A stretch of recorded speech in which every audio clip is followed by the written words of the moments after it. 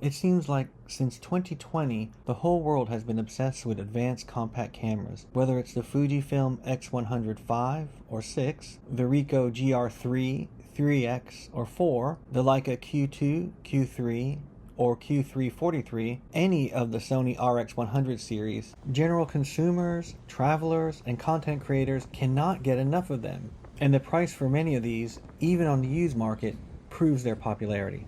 Well, I believe it can be argued that the original Sony ZV-1 is still one of the best overall advanced compact/travel cameras around, even today, late in the year 2025. Although this is marketed primarily as a vlogging camera, it takes incredible pictures. In fact, the reason why I got it was because I was looking for an RX100 with a 24 to 70 millimeter equivalent 1.8 to 2.8 lens to take with me to Italy. So when I couldn't find one, I discovered that this camera has that lens in it, but it has the updated focusing algorithms. And I was able to get this right before my trip, and I think I only paid $550.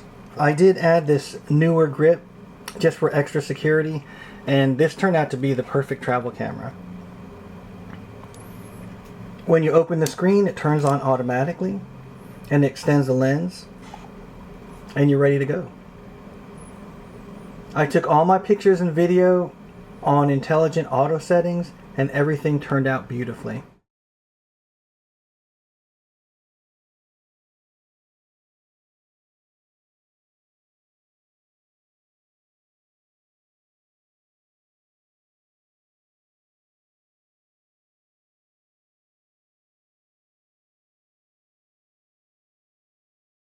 I also like how you can essentially use this with one hand once you open the screen.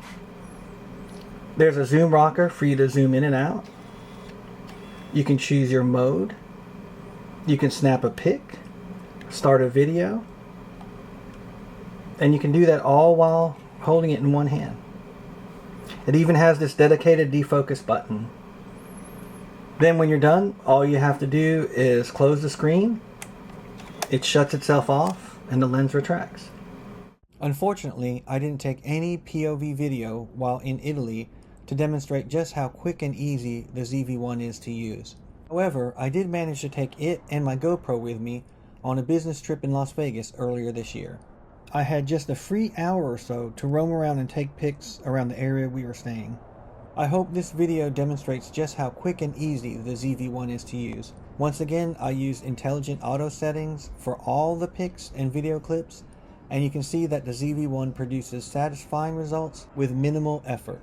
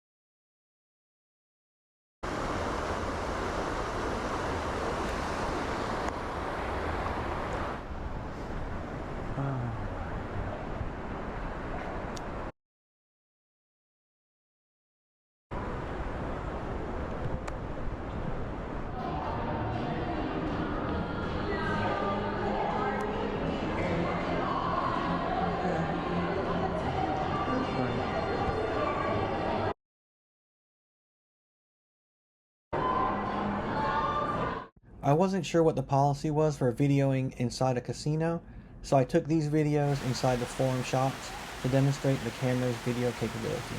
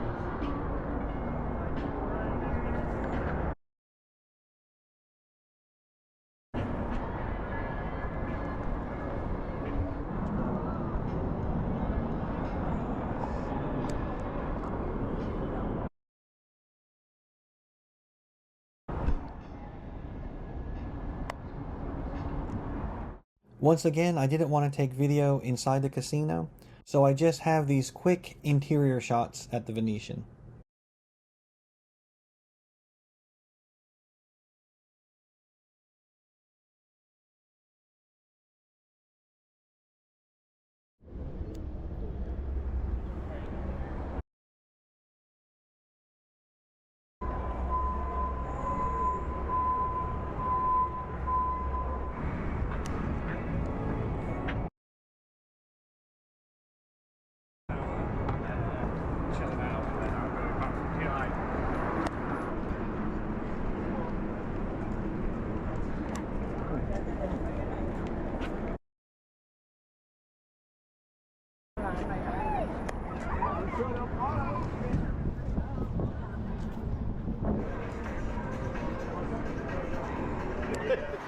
Since this camera is geared towards content creators, I'll end the Photowalk with an example of vertical video.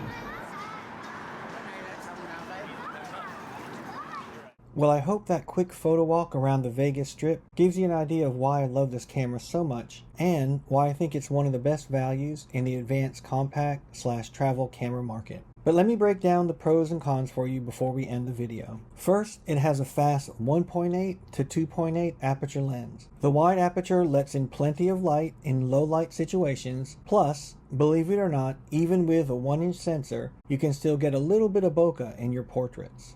It has a 24 to 70 millimeter full frame equivalent lens, and there's a good reason why that focal length is so popular. It's wide enough that you can get broad landscape pictures, but long enough that you have some moderate zoom range.